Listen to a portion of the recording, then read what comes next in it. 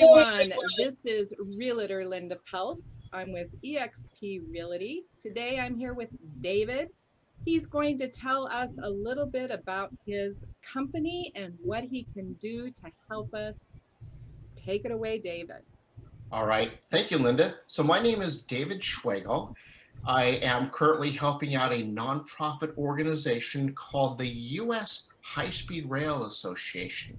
They are a Washington, D.C. based nonprofit building widespread public, business, and political support for a major investment in a nationwide high-speed rail network. And I feel the timing is right because here in the Fresno Clovis area, we have had a lot of fits and starts. Since the groundbreaking in 2015, we have not been able to realize the extraordinary potential for the high-speed rail project.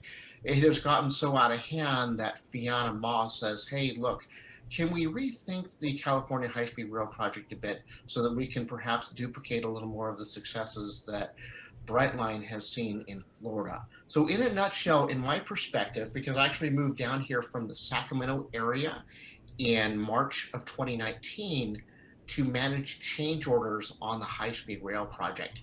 And that offer was extended to me after the federal government made it crystal clear that they're going to claw back $1 billion on the project, which they did. Wow. And ultimately my position got eliminated. The root cause, as I see it, with high-speed rail not moving forward as aggressively as it should, and with the citizens of Fresno and Clovis not being delivered the promises that were made to them, is poor social perceptiveness skills within the architectural, engineering, and construction profession. The fix is to recognize, by rewinding the tape, say to 2008 to 2012, all of the volunteers, particularly from schools like CSU Merced, or UC Merced and CSU Fresno, they had their I Will Ride High-Speed Rail Alliance student chapters, and they testified before High-Speed Rail between 2008 and 2012 on what this project means for their generation. Specifically, they said, this is our term, this is our system. Previous generations gave you the transportation infrastructure you enjoy. It is your turn to give to our generation. We'll pay for it, just get it up and running, because this defines how we will access our employment and vacation destinations. They were not paid a dime for the advocacy efforts. And keep in mind, they traveled up from places like CSU Fresno to San Francisco. They traveled from places like UC Merced up to San Francisco to convey that message to the High-Speed Rail Authority Board. And at that time, back in April 2012, I was a full-time volunteer advocate for Californians for high-speed rail. And do you foresee it is ever getting complete? I see if we have a major change in social perceptiveness among the A&E profession, and right now I see the A&E profession having a social perceptions grade of a D. If we could bring that grade from a D to an A, I see us making traction. But what happens is the A&E profession is very detail oriented. Very, very few people even serve the profession in professional associations. Very few of them actually walk the halls of the Capitol and talk about the benefits of infrastructure to the various lawmakers within their districts. And that, unfortunately, is a key reason why we are missing the mark. Now, as a counter argument, I did have the pleasure of working for Precision Civil Engineering. They're headquartered in downtown Fresno. They were the regional consultant on the Merced to Sacramento section, and our public outreach subconsultant was the Valines Group. And I'm not sure if Mike Valines was actually an assembly member or just worked in the assembly, but he had an amazing ability to connect with people that the other consultants did not have. I was actively engaged in a whole bunch of professional associations. We had Ken Vang. Ken Vang had an amazing ability to remain calm, cool, and collected during very tense times. And even though he had had no prior high-speed rail experience, he was a very fast learner. And so I'm pleased to say that the $1 million that was one of the smallest contracts ever awarded by the High Speed Rail Authority, the $1 million that uh, was invested in Precision Civil Engineering's effort on the Merced to Sacramento section, was by far the most efficient use of taxpayer funds I have ever seen. But the fix is that we need to recognize the metric that matters. The metric that matters is not how much money these consultants can make. The metric that matters, as was indicated in the state auditor's report by Elaine Howell back in 2018, around November, is the expedited delivery of state-of-the-art infrastructure, making optimal use of taxpayer funds. And Now, how sadly, can my viewers um, help out in that area? How can we as a society jump in there and be of service to maybe the high speed rail or to our community in general to get some of this complete for our younger generation? I know on the realtor side, a lot of properties and different things has been sold to them and the plans put in place, and some of these places that were bought up to put the high speed rail and different things are vacant and kind of just sitting there waiting. No, nothing can be done with them, that sort of thing. So what can my viewers step in and help with? all right, great question, Linda.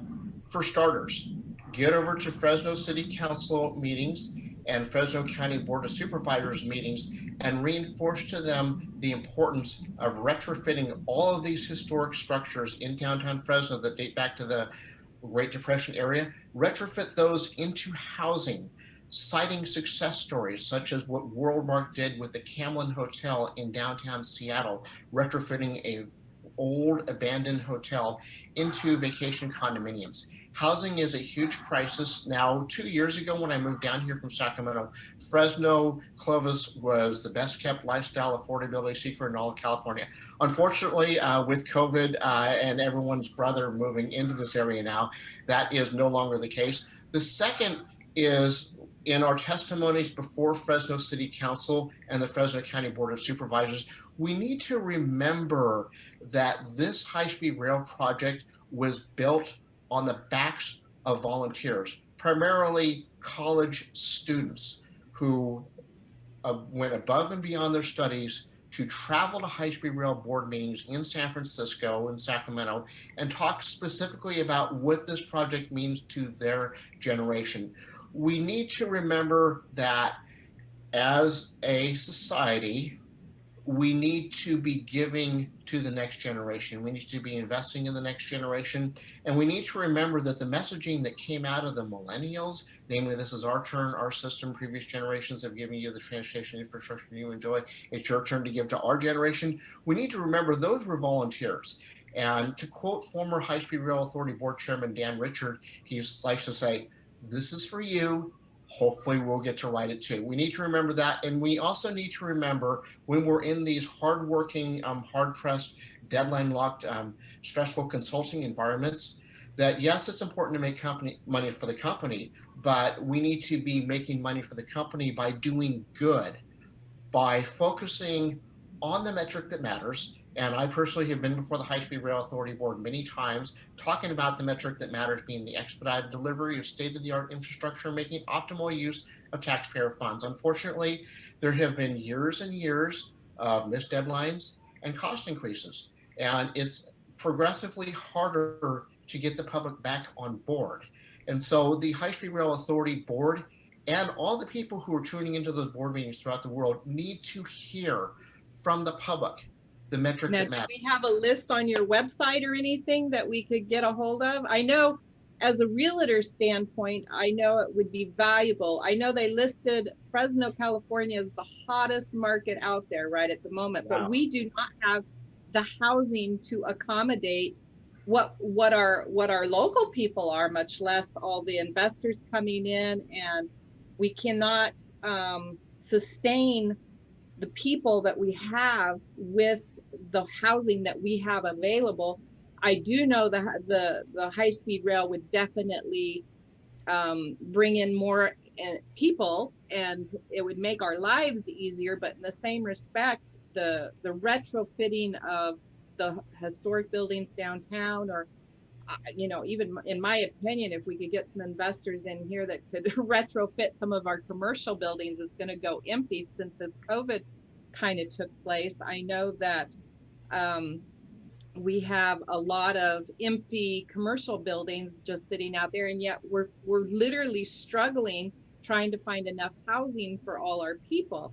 I know today alone we had nothing get listed yesterday, nothing in the residential side.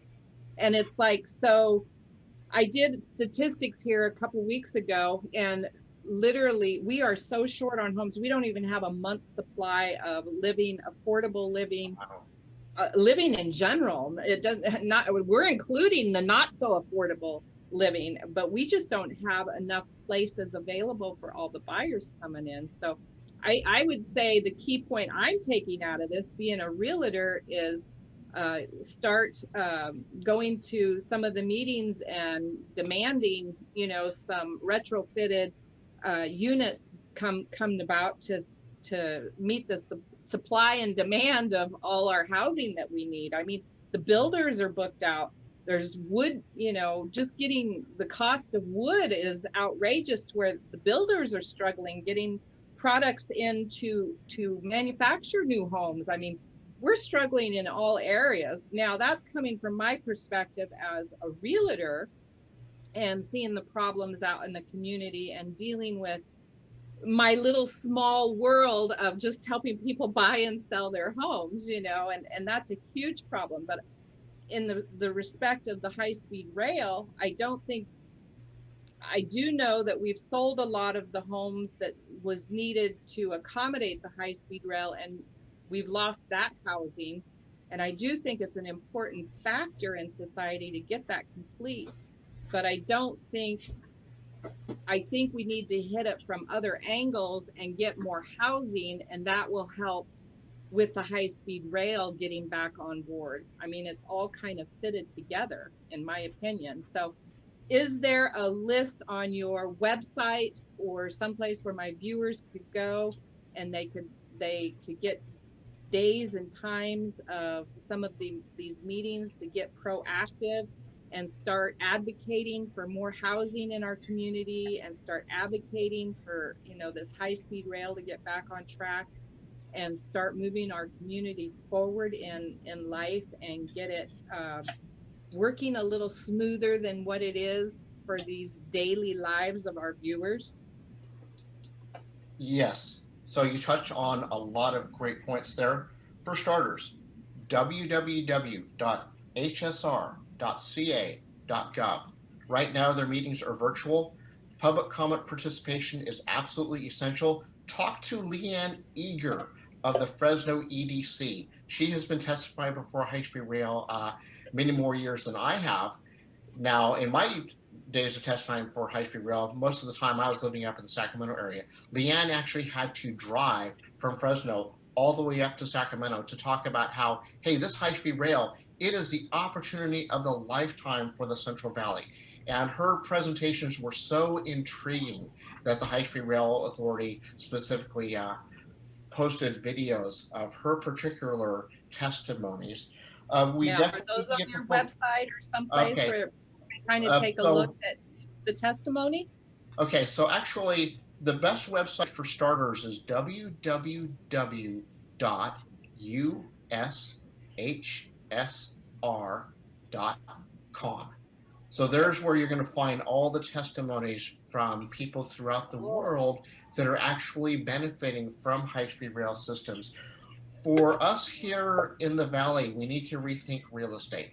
www.tod.org, where we have a huge influx of housing, lodging, entertainment establishments, commercial establishments, businesses, all within walking distance of the train station. Now you can catch a glimpse of what that might look like by going to the Salesforce Transit Center in San Francisco and taking a walk around that particular area. That is a glimpse for what downtown Fresno could become. The idea is that we need to get a whole bunch of housing in downtown Fresno within walking distance of the train station so that people can save a lot of money on utilities. They can save a lot of money on transportation. They can save a lot of Help our money on not general even having their public. own cars. Yep. So rethinking that, we want to keep an eye on what's going on in San Jose. I hear finally Google is going to be building a big, massive transit-oriented development project in and around San Jose's Diridon Station, which is actually, once that TOD is built up, Diridon Station is supposed to be even more spectacular and grand than the Salesforce Transit Center in San Francisco. And one of the features of the Diridon Integrated Station concept that Google is building on aggressively is they're going to have a people mover from the Diridon Station to the San Jose airport. What this means for us here in Fresno is we need to have a people mover from our downtown area to the FAT airport. Don't be embarrassed by the fact that our airport is FAT. We need to be proud of the fact that we have a FAT airport. And then we also need healthy and happy. Yes, and we need electrified passenger rail systems to serve these national parks. Yosemite, Kings Canyon, Sequoia. We really need to build on the fact that this is the best kept lifestyle affordability secret in California, although not as much so as it was when I moved here in 2019. And believe me, here in Clovis, I'm getting hammered by this gentrification. The housing prices are just gone through the roof. And so now I'm under a lot of pressure. Okay. Housing for all you buyers, you're fighting over them. Yeah, because I'm a renter right now. 5 to 15 offers per home. I mean, we're so short of homes right now. They're arguing over who gets them. Yeah, so right now, I mean, my landlord basically said, buy the house or get out. So that's why I'm so desperate to get the start date from Bart as deputy project manager, because once I get the start date, then they can actually move forward with the process. But wow, the housing prices, I'm very encouraged to see such a demand for housing now in Fresno, but I do want to tie this into the larger high-speed rail project and build on one of the success stories that we saw within the Cascadia mega region up in the Seattle, Washington area.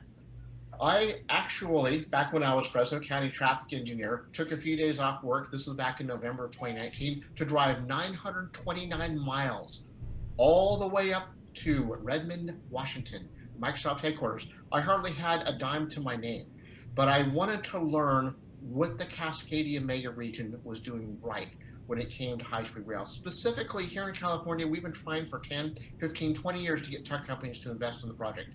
No dice. And that was even confirmed when I met with San Jose Mayor Sam Liccardo in August of 2019. And I said, hey, look, Cascadia mega region, we have Amazon, we have Microsoft. They're throwing a whole bunch of money at this high-speed rail project. Microsoft, they have their headquarters in the Seattle area. They have offices in Vancouver, BC. They have offices in Portland, Oregon. They're investing so much money in this high-speed rail system because they realize that by bringing all these offices closer together, that will they'll get a return on their investment tenfold, hundredfold.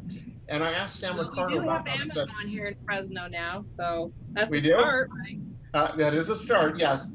But specifically, the takeaway I had from the meeting with Mayor Sam Liccardo, he said, well, the tech companies here in the Silicon Valley just haven't seen the value in investing in the Central Valley. So the fix to that is that we need to rethink our key industry here, agriculture. We need to think in terms of ag tech. We need to think in terms of vertical farming techniques, and we need to look at each one of those tech companies in the Silicon Valley and talk in terms of how they could fit into the new ag tech economy up here in Fresno. And we need to think in terms of what the Brookings Institution told Sacramento when they said, hey, Sacramento, your economy just is not performing. They said, look at the intersection of food, agriculture, and technology as a sweet spot for economic prosperity. So like we'd have like mobile apps to be able to handle the irrigation systems on the farms. We would have mobile apps to be able to manage various aspects of the farms. We'd have like traffic operations centers throughout the valley. And the training to handle all that newer technology, right? Because you can understand it's a lot of our older generations handling the agricultural right now. So we need to encourage our young people that it is a beneficial environment for them as they get older, and train them to kind of start taking over in this more upgraded like you say, with the tech industries and different things, take over these farms and show them how to be more productive and make a sustainable living for themselves, because right now it's a lot of our older generations and they do things a lot of the older way. I even seen that in the real estate world through this COVID. I seen our industry moving towards the tech giants and the online, and we are doing business very different than what it used to be done in the traditional brick and mortar brokerages. Now, keep in mind, I had firsthand, my grandmother was a realtor 100 years ago, and the way she was a realtor versus the way our industry works, which is total tech, total online. I mean, some of these other industries are in the same boat as our industry. It's just ours got through in there, I think, a little bit faster because we're such a, a stability of life. I mean, everybody has to have a house over their head, but in the same respect, all these industries, including the agricultural and some of those that are affecting your high-speed rail and the housing and different things around here, all that has to be moved into the future. And tech is the answer to a lot of that, to making it sustainable living for these people. So the training has to be there for our younger generation that's going to be taking all this stuff over and keeping our world going for us as we age out. The world has to move on. So Yeah, the training is so important in that respect. And I think that's, I think the key is starting with our young people and, absolutely. our stronger young people, our young people that are moving into the future and becoming a vital part of society and making the world a better place. Not necessarily the ones that are our troublemakers, but Right. our children that are looking to make our world a better place and become something productive in our world. Those are the ones we need to start with and give them, a lot of the training that they need and, the encouragement to keep moving forward in making this Yes. world a little bit better place for us. But definitely, it's so cool that the colleges got involved. My son was up at Fresno State and he was involved in a lot of that high speed rail stuff. Highly sought after young man, but he's there again, one of those go getters. But I think it's crucial that our young people out there, especially our viewers maybe that took the time to watch this, get involved, get over to the websites that David's Yes. mentioned, find out the times, get involved. This is your community, people. Take Absolutely. it back. Get Own the it. housing that we need. Get this high-speed rail back on track. Get the BART going. Get our society moving forward to where it benefits our inhabitants here. I think Right. that is hugely key, and I do think it starts with our younger generation. I'm so pleased to Agreed. hear that the colleges was so involved with it. I Yes, think indeed. we're going to have to wrap up just a little bit, David. Here, why don't you make sure you get me all those websites over to me, maybe text it to me or something, and I'll make sure Sure. I'll include this with our article that we're going to write about this, and hopefully we can see some change in the future. Make sure you include Sure. your phone number too. If you want to give it out to our viewers, feel free. Will do. You want to talk to anybody or kind of give them a clue on what's going on, feel free to leave that. But let's go ahead and wrap it up today, and we'll put it out there, and hopefully some of you viewers will get involved a little bit. Sounds great. Thank you so much. One final closing comment. Solar power panels on the farms. Sell the power to the high-speed rail authority to power the train. Think in terms of how giving up farmland is actually a benefit. Repurpose some of that farmland for solar panels and wind turbines to power the train. Sell the power to the high-speed rail authority to power the train. Make money off this high-speed rail. Thank you, Linda. That's a very good point. I came out of Kansas. I was out there for about 12 years. They intermingled all that. So you would see the cows underneath all the big wind turbines with the big solar panels in the background. It was quite interesting, actually. But you would drive through, Kansas is very rural, the biggest percentage of the state, and heavy, heavy agricultural out there. And it was such an interesting landscape. You know, it was like, oh, there's the cows and they look so little. And there's the big, huge wind turbines. And then you would be on the highways. They have beautiful interstates out there in Kansas compared to California's. But it was so interesting to drive down the interstate. You'd see these like huge, huge semis with these massive, it kind of looked like a big torpedo or something. It was those big wind turbines. They were putting in a big wind turbine farm somewhere. And you'd see these massive trucks going by with these huge, huge, they'd be 2, 3 trucks long sometimes, you know, of these huge missile looking things. So it was like, oh, new wind farm going in somewhere. So they intermingled out there a little bit more than I see us in California in our particular agricultural area that we do. But there's no reason that we couldn't do something along that line. We have definitely plenty of sun. So that is a very good point to make, is we could be doing more. I know that in the real estate world, which is of course where I'm familiar with, is they are mandating all our newer homes have the solar power. Yes, that's a good And at thing. some point I foresee them, right now it's not mandatory on, you know, homes that are existing, but at some point I foresee us as making it mandatory that everybody has to have solar at some point. Yeah. I don't know when that time will come, but I Save foresee it. $400 to $1,000 every month on PG&E bills. That's probably the biggest argument for going solar, because PG&E is not cheap. Sorry, That's so PG&E. true. That's so true. Well, it was lovely meeting you today, David. Thank you so much Likewise. for joining me. And this is Realtor Linda Peltz. My number's 559-353-4556. I'm here for all you and your friends' real estate needs and questions. Just give me a call or text, whatever works with your communication style. I will leave David's information down below. I hope Sure. everybody has a tremendous day, and I will see you on the next video chat. Have a great All right. day. Okay. Thank Thank you, you. Linda.